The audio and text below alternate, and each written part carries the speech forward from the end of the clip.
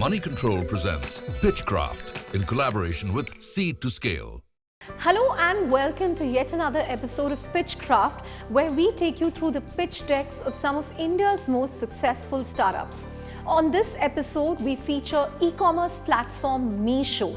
But before we delve into the Meesho Pitch Deck, here's a look at its journey.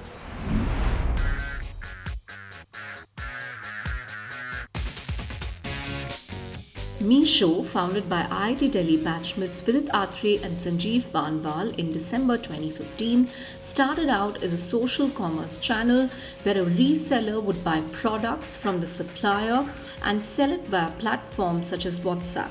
But not anymore. Today, Misho is a leading e-commerce platform that competes with the likes of Flipkart and Amazon. Its rapid expansion and execution has helped it emerge as a challenger in India's e-commerce space. Misho is making a play for the price over convenience market or the value segment. It's going after the next billion users in big and small cities for customers who spend less than Rs 600. Its investors include names such as SoftBank, Facebook, Prosus, B Capital, Y Combinator, Elevation Capital and Peak 15 among others. Misho has been gaining share primarily through its strategic focus on Tier 2 cities due to its mass positioning operating through a zero commission model. Apart from Amazon and Flipkart, Misho also has to compete with large conglomerates such as Tata and Reliance, and also quick commerce players who are expanding outside grocery. For FY23, Misho halved its losses to Rs 1,675 crore from Rs 3,251 crore in FY22.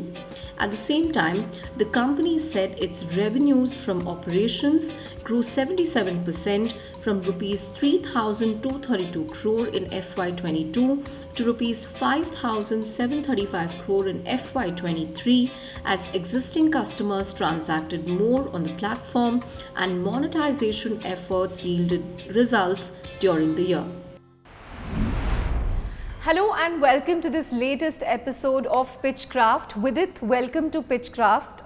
It's great to be at this new Misho office. I think this is your owned space. The last time we met, I think it was at a WeWork office, and we're here to deconstruct the Meesho Pitch Deck, I think from 2017, 7 years ago.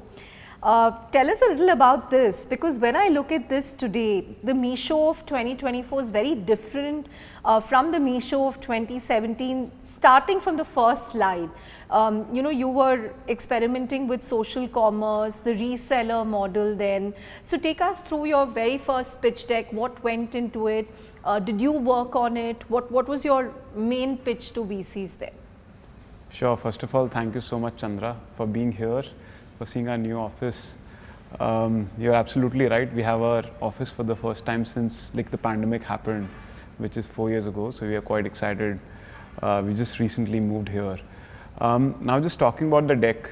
At that point in time, I think we had a very interesting non-linear journey in the first few years. When we started the business, at that point in time, we had the same mission statement. How do we really bring the small business economy online? And we did multiple experiments. We basically built a product that allowed small businesses to sell on social platforms like WhatsApp and Facebook. And interestingly, we figured out that a lot of home entrepreneurs, right? These were micro businesses, mostly led by women, were using social platforms to sell products online. And that's when we discovered this opportunity of what we eventually called resellers, because that's how they call themselves. And that's when basically we went deeper and deeper and deeper and realized that there's so many of homemakers in the country, right, who have great capability around curating products, selling products in their community because they're so social, especially on WhatsApp. And that's when we started to kind of build around this product. And the deck that you see is back in 2017, as we were discovering more things about this opportunity, we were communicating that opportunity to investors. So that's what it is about. I'm happy to kind of take you through some of the details that you find more interesting in this deck. So was this a Series A deck? Because when you made this deck, you had already raised a seed round. You were part of the Y Combinator batch, so you kind of knew the drill, how to go about it. YC itself has a prescriptive process on how to put together a deck. So were those your reference points? How did you go about it? So actually our business changed a lot since we went to YC. When we went to YC, our business was about like shop creation tools for selling on social platforms, right? At that point in time, there was no homemakers, no resellers, no social selling. It was just enabling people to start their shops online. And when we went to like a YC, Shopify, equivalent of that, but again, much more localized for our kind of businesses in the country. That's what we started in 2016. But when we went to YC, and even for a year after that, as we kept learning about this opportunity, that's when we identified this need for like lots of these homemakers who want to start their businesses, especially on social platforms. Right. Take us through the deck with it. Did you work on this? Who helped you? Did you and Sanjeev kind of burn the midnight oil on this? Yeah, by the way, like it was just both Sanjeev and I who did this. So everything that you see here, like I am the one who made this deck. So every single icon, every single text that you see. I think let me start with something which is the most important part of the deck, and I feel very important to also know that in our journey, right, Sanjeev and I, it's not that we were a very credible team. But what do I mean by that? It's not we have experience in e-commerce or social platforms beforehand, that we come with some unique insight that people believe that just because of our experience they will fund us. Nor this opportunity is very obvious. Nowhere in the world people had built a large business by enabling homemakers to sell online, right? So it's not a very obvious opportunity that you go out and tell investors and suddenly they will jump at this opportunity. It was not going to happen. So the most important part of this deck is basically our traction of how our numbers look like, how fast we were growing, because when something grows so fast, people get intrigued. People are interested to know what's happening, and that's when they want to know about the story, about the opportunity and everything else in the deck. So maybe, even though it's not the first few slides, I would ask you to go to the first few slides is actually where you establish what social selling is, why social selling, Correct. that sort of thing, right? Correct. And you also draw parallels with where this has worked. For instance, China, the Vedian model, which is tools for resellers on WeChat. Correct. So a similar model, that's where you kind of set the context. But according to you, it's the slides after that which are more important, Correct. right? So I think we'll come to all of them slightly later. If you go to slides from 10 to, I would say 12, 10, 11, 12. 10 is basically on our growth, right? And if you can see, like from Feb to March to April to May to June of 2017, we were doubling every month. Yeah. And the most important thing is we were doubling every month without spending anything on marketing, because we didn't have capital, right? So we had never advertised on Facebook, anywhere else. So all of this was happening because of the pull from these homemakers, from these resellers. They found so much value in our tool that like, we were just growing organically so fast. And I think this was the most interesting thing, that like investors realized that, hey, even Elevation, when they basically saw this, they said, hey, how is this thing growing so fast? And then everyone was intrigued. Hey, we want to understand what this opportunity is. Can this be large? Can this be not large? So they thought you were onto something, because if I look at November, it was about $3,314, right, in terms of GMV, monthly GMV, and that went up to 100,000 in what, 6 months? Correct. And you were doubling every month without advertising. Absolutely. And I think the most important thing is, until Feb, we did not have an app. So we were just running it on Facebook or WhatsApp groups. So you see, we launched the app in Feb, which we have written here. And that's when you saw a huge spike. Because then we are not limited by how many people we can chat with. Then the growth could be like really exponential. And you see, from Feb to June, we are doubling every month. So I think that was the most interesting part of this. Some of the other traction numbers, if you see on the right side, same as with orders, we are doubling every month. Went from 500 orders to like 10,000 orders by doubling every month. You look at the right side, again, engagement on the app, pretty strong. Even engagement, like for example, an average user was spending 25 minutes on the app every day, which talks about that people are really. What's the usual average? If this was Meesho's average 25 minutes, why was it important to bring that out? What's the industry average? By the way, this number is closer to social platforms rather than E-commerce, transactional platforms. transactional right? Like platforms. most people go on e-commerce platforms. If you see the retention is flat. After the first week, you see the retention is flat, which means there's no churn. Like people who stick to the app like forever after. And again, that's very important. Only when people really get strong value from a product, people show like such high stickiness. And as I said, like all of this was happening without giving any promos, any discounts, because we didn't have. So this is all organic retention, which is again quite solid again. I don't think there would be many other products having similar kind of retention. Got So it. the broader point I'm trying to make is this traction, the quality of this traction is what I think created a lot of this interest among people. And I think as a team also we knew that this is what really matters. If we need to build more confidence in the opportunity of like social selling and reselling, we need to kind of show this strong traction. So I used to also have another ritual. So all the like investors I was very close with, like I was meeting on a regular basis, I used to send them a monthly email. And I think I've shared it on Twitter as well, on LinkedIn as well. I used to share them a monthly email just with the traction numbers, few numbers, like orders, GMV, how fast is it growing every month. And it's like you get a mail in your mailbox every month which says, hey, we doubled again, and we doubled again, and we doubled again. And that's how we built Trust and confidence among investors. That's how we build trust and credibility in an opportunity which is very non-obvious. Like I still remember the first time we went. Do you still send these monthly emails with it? We don't do that anymore. But that was the thing in the early days, right? Because we knew in our case, the business opportunity that we are asking people to invest in is not obvious. What else did you tell them in terms of the market opportunity, in terms of the competitive landscape, in terms of the size of the market and how you can expand on it? Correct. So I think you're absolutely right. The second thing which matters after this is, hey, this is growing fast, but how big this can be? Is this really a venture opportunity, right? Like there's a certain because they always look for things that can scale, right? Correct. Like a typical venture investor looking for a company that can become billion-dollar companies at one point in time. So this looks like a good opportunity, but can this become large? And that's when some of the other parts, like really building out the story around what are we building, starts to come in. So if you just go to the first few slides, I think that's where we're trying to explain what really social selling is, right?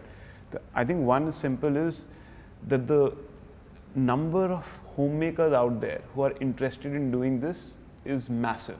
And some bit of this, how did we build this confidence? If you see the first two slides, is even in the offline world, before like all these WhatsApps and social platforms came in, like homemakers used to be very, very social, and some bit of social selling was happening. You'll remember like kitty parties where people are selling products to each other. Or you have Amway and Correct. Tupperware. All and of them have that, been built on some of this. So I'm saying it's like we also tried to kind of set context around, hey, even though the platform is new, the way this is happening is new. There is a community but of social sellers. selling has been there forever. Like people have been doing it in kitty parties, people have been doing it through Amways and Tupperwares. Even a lot of women, by the way, start boutiques in their houses, right? Like for the same reason, because they know that they are good in fashion, they can use that curation capability to really start a business. With it, when you kind of pitched social selling in your deck, did you also consciously do it because 2017, 2016 there was already a Flipkart, there was already an Amazon.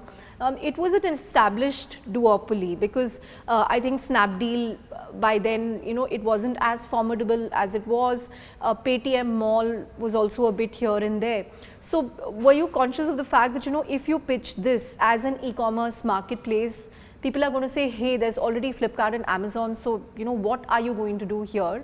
And Flipkart and Amazon also have very deep pockets. So again, did that play on your mind, which is why you chose this niche that VCs might not bite if you tell them e-commerce marketplace, but they will be interested if you show very good numbers with a different model within e-commerce? Yeah, actually, I don't think we did all of this just because we want to be differentiated. I think we went very problem first.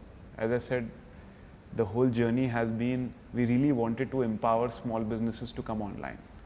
And as we kept learning, we kept iterating. There was no thought around what other people have done. How do we do something which is different? I think it was just solving the problem, because even when we started, the reason by the way we started in this space back in 2015 is very simple. At that point in time, e-commerce in India was just about branded products and electronics, selling to tier 1 consumers. None of the small businesses around us were selling online, and 85% of India retail is small businesses, right? So we knew that someone has to solve this opportunity, and existing platforms are not doing a great job at it. So I think that we knew, but the question, someone gives you this, you'll say, yeah, makes sense, but you tell us how will you do it differently? I think that's what we were trying to do. We kept experimenting, kept iterating. As I said, first we started a way of people creating those shops online, then to basically social selling, but it was just a way of really helping small businesses who want to come online, come online. Right. How important was the deck for you to get that Series A round of funding? Because I think I went to the last page. Your ask was $3 million. Correct. And you ended up raising what, 3.2? Yeah, it's almost the same amount. Almost the same amount. Did the deck play a crucial role, or was it the relationship that you had with some of these investors? Because I think while Elevation was a new investor, the others, it was a pro rata round for them because they were already part of your previous seed round or whatever you called it then. Yeah, the deck, by the way, is always a tool, right? So tool to communicate. I don't think deck helps you raise round, but it's a great tool to structure the story so that you cover all the important elements of why people should fund this company, right? And I think as that tool, I think it did a good job. As I said, it covers the opportunity, the potential size of the opportunity, which comes a few slides after this. Also gives you some sense of, hey, we're just not unique. In other emerging markets also, some behavior like this is growing. Then we talk about traction. So I think it just brings structure to the story that we want to communicate to investors. So deck tends to be a great tool, but at the end of the day, people were funding the product that was growing fast, the team, and basically the opportunity and the vision that we have, not just then, but 5-10 years down the line. And deck just brings structure to that. So I would say, I don't think people fund a deck, right? So deck is important, but obviously not the most important thing. Right. So, with it, if you have to make a deck today on Misho, what would your first slide be? Because you have gone through so many changes in the last 7 years, right? From social selling to reselling to an e-commerce marketplace. So if you have to redo this deck, what would your first page be? So I don't think the flow changes as much. Now what we start the 4 numbers will still be crucial for you, which is GMV growth and user retention and all that. I think we've always, this is not just this round, but I would say even all the rounds after that, we always build credibility with our past performance, with any new investor. And people realize it when they see that, hey, this company can continue to consistently deliver on the things they communicate. And I think that's very important. Because the shareholder comes in because they trust that this team is the right team to deliver on this particular vision. And that's what we want to do. So we've always had traction at the center of any story that we've had. So I don't think that has changed. But obviously our vision today is much more expanded. It's not limited to social selling, but it's helping every kind of small business in the country. So that's what we start with. Right. Yeah. On that note, we heard from Vidit, but let's also bring on board, the leading investor who wrote that Series A check for him, Mukul Arora of Elevation Capital on the other side.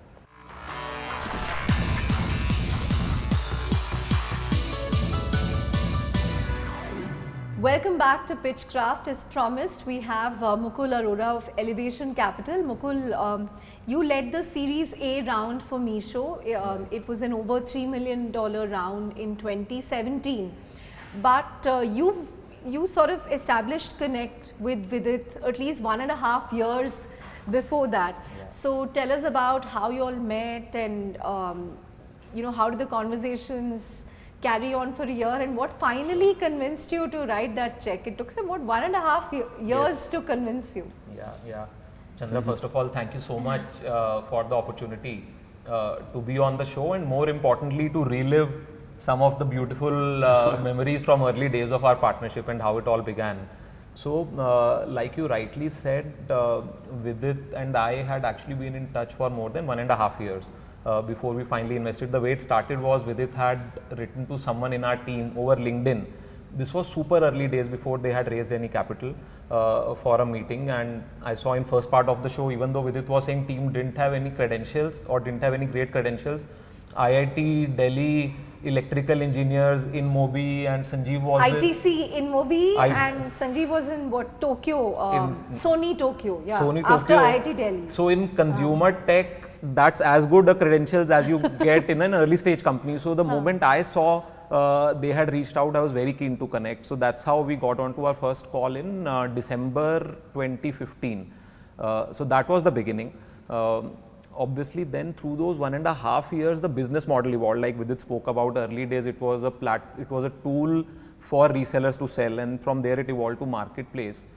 During those 1.5 years, few things became very clear, which finally came together and led to the decision to invest.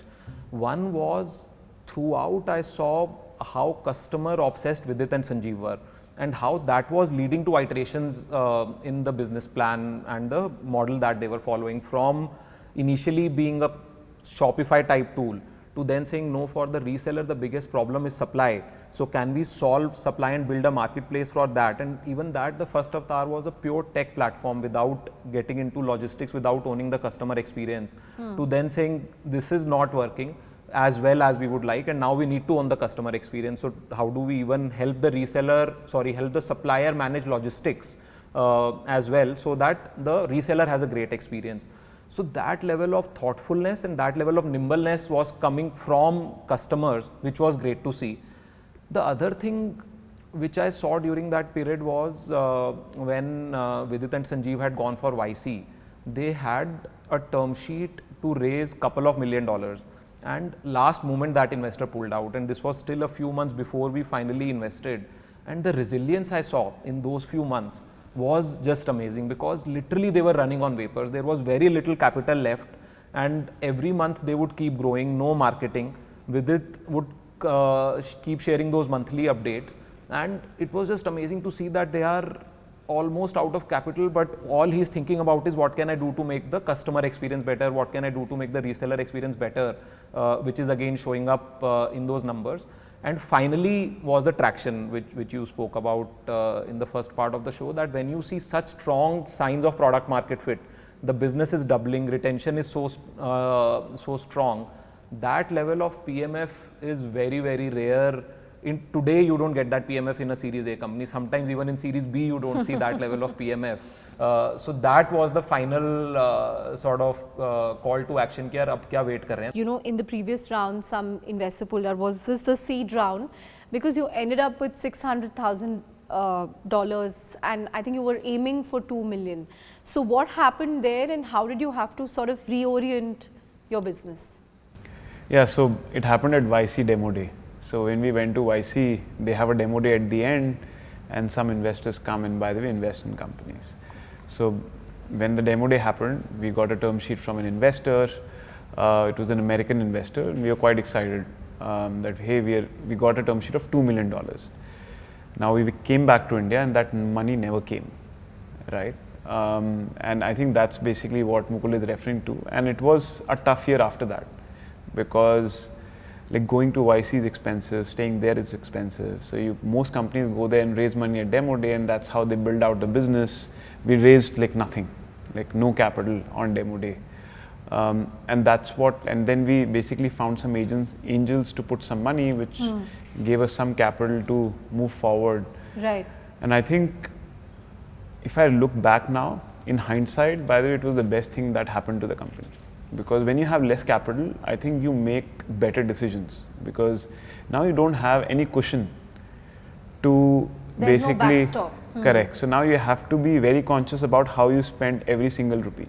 I think just because we were running out of capital, we said our first product of helping small businesses start shops online, we don't know how we'll make money there, and unless we can make money in something, we can't do it because we don't have any money left, right? If we had got that $2 million, maybe we would have waited one more year to pivot to the social selling opportunity, and I don't know how the world would have been.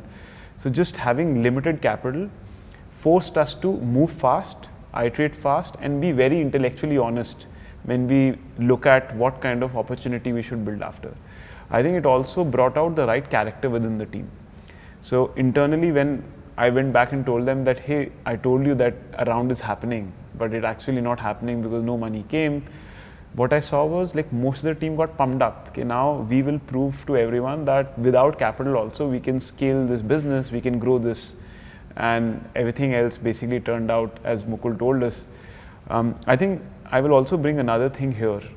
We've talked a lot about the deck, about the story, but I think a very important element here is getting the right partner. So like many people saw the same deck, many people saw the same email that I used to send out, but very few people could really appreciate the opportunity that we have or the capability that team has, that this team can really focuses on customer experience, can iterate and pivot fast as we learn. Very few people by the way could appreciate it, right? So the beauty lies in the eyes of the beholder. That's very true. So I'm saying you can build any deck, you can build any story, you can have any team. Having the right partner, and Mukul by the way was that partner for us, that who will really appreciate and understand every nuance in the business. Very few people at that point in time really took phone numbers of our resellers and spoke to them. Okay, tell us what value is Misho adding to your life. And I think Mukul and his team did it, and they basically came back and said, we spoke to them and we really understand what this can become. This deck actually we used for our partners meeting later on, but by then we had already decided that we will be going ahead. So still that IC was needed, so that's what the deck was for. And do you still do the kind of ground research that Vidit spoke about, where you call up resellers and I mean, it won't be Right. similar cohort of people, but Yeah. for the other investments that you do, Mukul? 100%. So see, for us, what we have seen is if you look at any special company, I keep coming back to this point around customer obsession, customer centricity. That is at the heart of any large company which gets created, any special company which gets created. And for us to tell whether the team or the founder is customer obsessed or not without actually talking to the customer is impossible. So even today, even if it's a seed check in a company which has been around only for weeks, has a handful of customers, that is the most important part of our diligence, more than the numbers on the slide. So that remains quite core to how we decide whether to invest or not. Right. I was just telling Vidit in the first part of the show that this deck actually looks very different from what Misho has evolved to today. Looking back on it, should they have, I don't know, without pivoting from this tool to social selling to reselling, what if it was an e-commerce marketplace on day zero? Would that have worked? Or, was this journey needed for them to arrive here? I know hindsight is 2020, but Yeah. just thinking aloud. See, it would not have worked. And the reason for that is, it's not that it's a hypothetical statement. There were multiple people who were trying to build e-commerce platform for Bharat. You mentioned some of the larger players, but there were enough players who raised Series A. On day one, if you are building a consumer platform and trying to compete with an Amazon or Flipkart, it's almost impossible.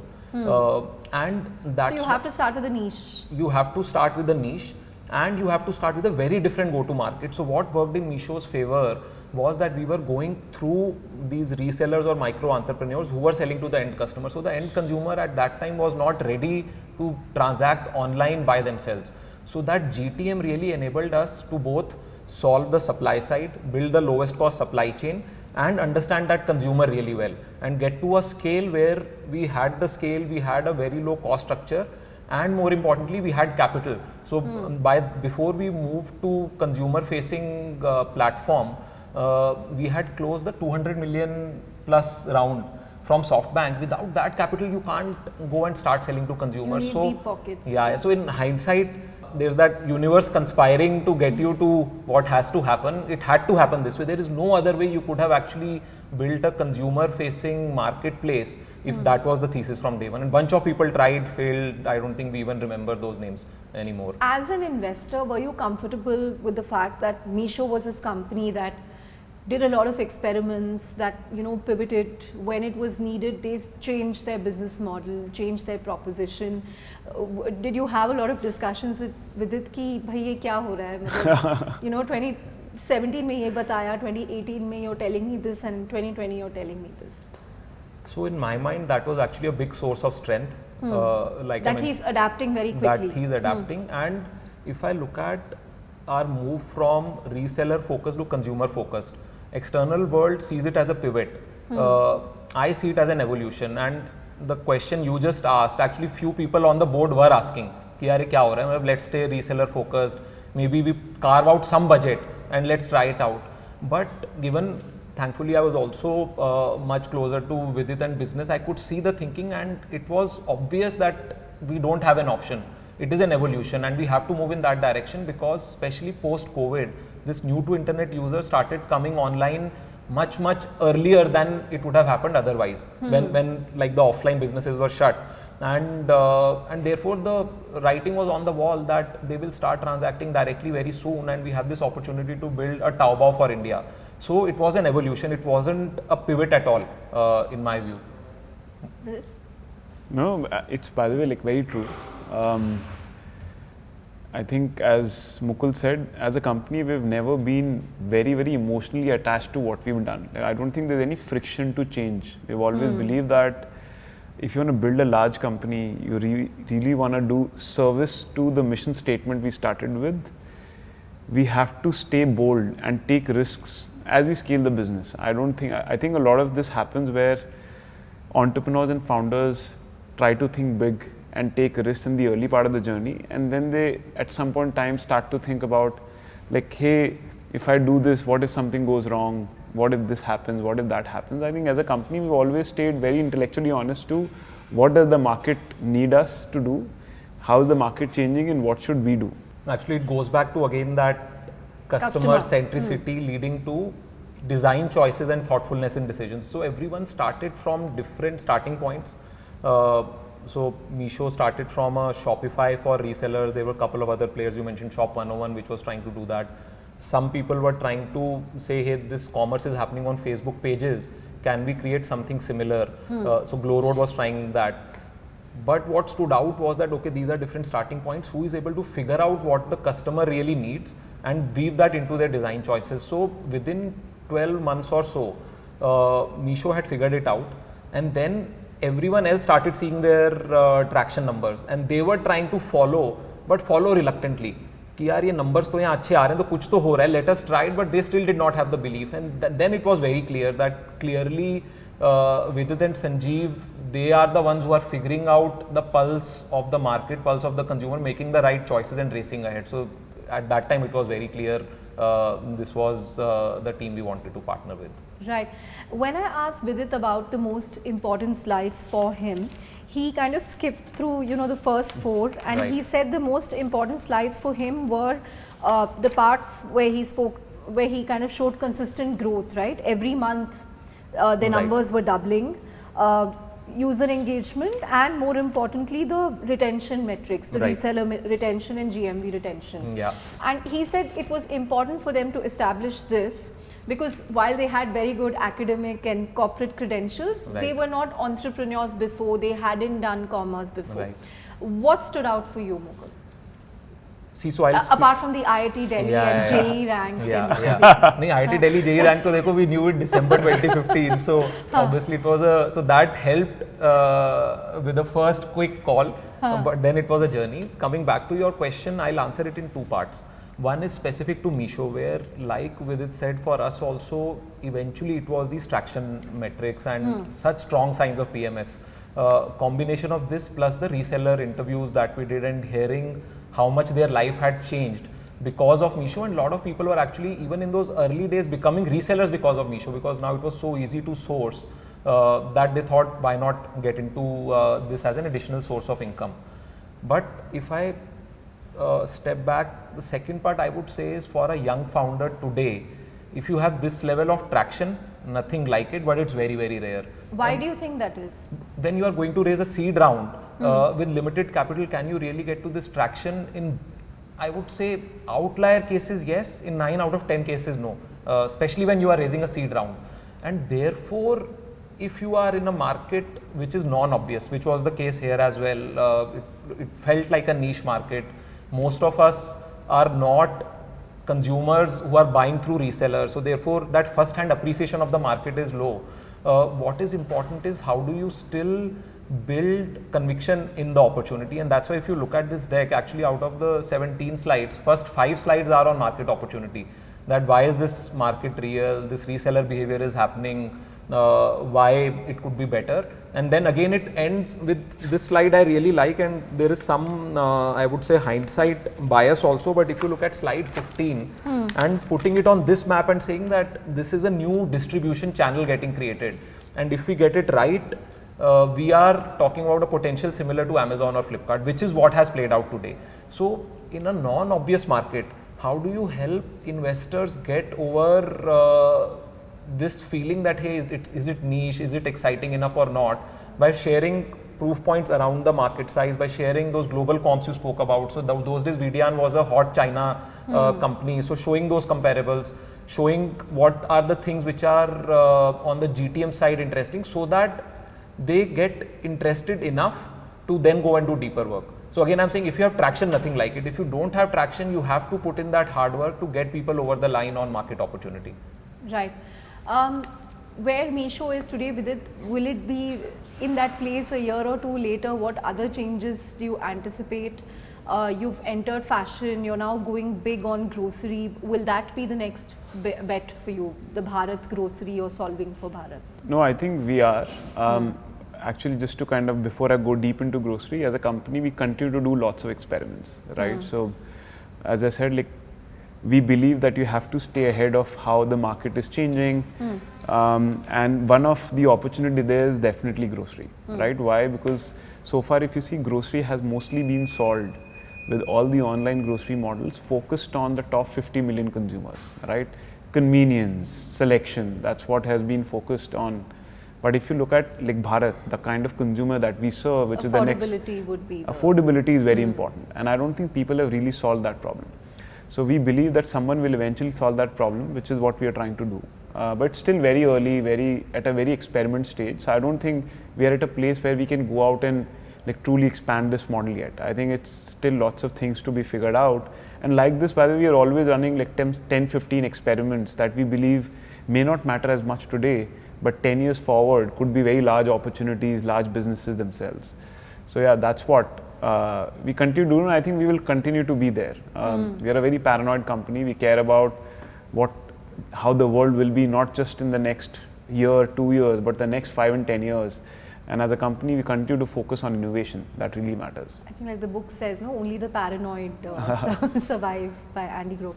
But Mukul, if you look at the wide e-commerce market, do you still see scope for newer business models? So if an entrepreneur or a startup wants to pitch to you in 2024, 2025, what should the deck look like? What will excite you? Because you spoke about what excited you about Misho then. Right. What would excite you today? Or is it, has it been tapped out? Marketplace models, there's been experiments, right. Social commerce have been experiments, some of them haven't worked. What else, what's left to do when it comes to e-commerce? Right. So, see, even if you go back to 2017, when the Misho, we partnered, even at that time the narrative was similar. There are horizontals, there are verticals, so is there a white space or not? So, are there obvious white spaces left? I would say no, but that's been the same for last 4 or 5 years. Because the verticalized also, there are established players. Correct. Yeah. Having said that, are there inflection points which are happening? There are, and therefore so let me give you a few examples. One is obviously the whole Gen AI, LLM inflection point, and therefore can that help people create a different user experience and a different shopping experience? Now L2 of that I would not know. Just like even in those days, L2 of Misho I would not have known that a reseller say you will be able to unlock the Bharat market. It took a founder like Vidit, but some founder will figure out that with this inflection point, how can commerce be different, and therefore how do I ride on this? Similarly, if I look at the top 30, 40, 50 million consumers, most businesses have been built for those, but of those, if you look at the top 2-3 million consumers, their needs are evolving fast, and these platforms are being built for the top 50, whereas the top 2-3 million are willing to pay more premium. They are looking for even better experience. So can you build businesses for them? For example, can there be a Whole Foods equivalent of India? Whole Foods was offline first, which in India will be very hard given how expensive that prime real estate is, but can there be a hybrid Whole Foods of India which can be built? So net opportunities are there. There are some of these inflection points, but they are not obvious. Right. Final thoughts from both of you. Vidit, what would your advice be to a founder preparing a deck? Broadly, what should they do? The 3 things that they need to get right. I don't think there's one single answer to this question. As I said, like the discussion we had is for our kind of business, which is a non-obvious opportunity by a team that does not have experience in this opportunity, right? So in this case, as I said, what we did in our case is we built trust and credibility through traction and performance. So that's number 1. But if you are someone who have experience in the sector that you're starting in, right? Like you have 15 years of experience, maybe you will start with the experience Showcasing of the your team experience. on slide 1, right? It will not be, you can maybe even raise capital pre-product. In our case, could we have done it? The answer is no. Like why would someone fund a very non-obvious opportunity in a team that has never done e-commerce before? Say you go out and pre-product raise capital, I think it would have been tougher. So I think it's also quite contextual for this kind of business. So if you are someone like us, which is you're starting a non-obvious business, right, or opportunity, and you are young and have no credentials in the space where you're starting in, I would say build out a product, show some traction, prove that this opportunity can be large enough through some of that traction, the quality of traction, the scale of that traction. I think second is, once you do that, second is like really clarifying the story, right? Bringing as much clarity as you can. We had no idea of how this market opportunity would evolve, but even otherwise we talked about why is social selling significant, how big this can be, what are we really solving, which is we very clearly mentioned, as Mukul was mentioning, that this could be the big distribution channel to bring next 500 million shoppers online. To some extent, that's what we did. So I'm saying just bringing that clarity around why is this significant sometimes is also important. A lot of times people just stay into the details but can't zoom out and bring simplicity to that story so that people can absorb and make sense to it, right? So I would say that would be the number 2. If I have to pick number 3 is, you just, as I said, right, it's about the right partner. So you have to find a partner who can appreciate the story. So spend time, don't just meet any 2 people and they don't like it. Suddenly, I don't know if this can get funded. I think we got rejected for our Series A by every single investor apart from Mukul. So I think we would have met like some 100 people, right? Wow. So we had to be patient enough to get 99 rejections before we get someone who understands what this can be. So also spend time in finding that person who relates with it, appreciates what you're doing, because it's a long journey, by the way. Like Mukul came on board now about 7.5 years ago, right? It's, you work with someone with this like forever. It's a long journey, finding the right partner who can stick with you when you are changing the business, when you're adapting to new market conditions. Getting the right person is very important. So I would say that's the third most important thing when someone is thinking about raising capital for their seed round. Mukul, Vidit laid out the 3 principles that, or his advice for entrepreneurs. What would your tips or tricks be? Yeah, no, I think Vidit has pretty comprehensively covered most of the points. I'll add a few tactical things. One is just in terms of sort of length of the pitch deck, which again, if you see, this is like a 17 page. That 15-20 is the right length, especially if you are preparing a deck for an in-person meeting.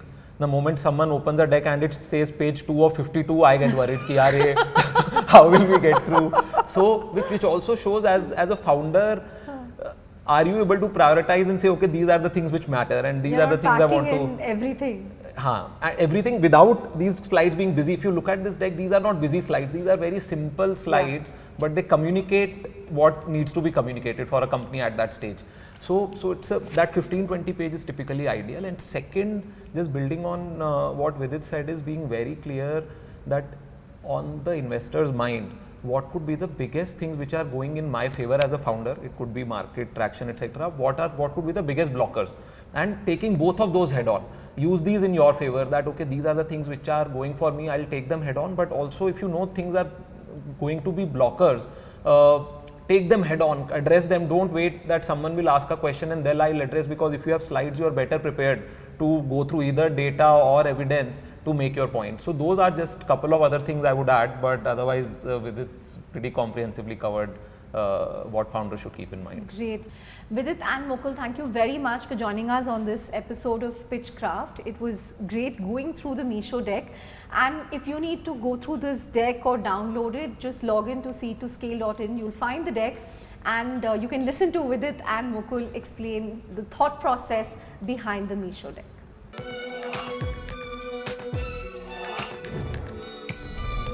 Moneycontrol presents Pitchcraft in collaboration with Seed to Scale.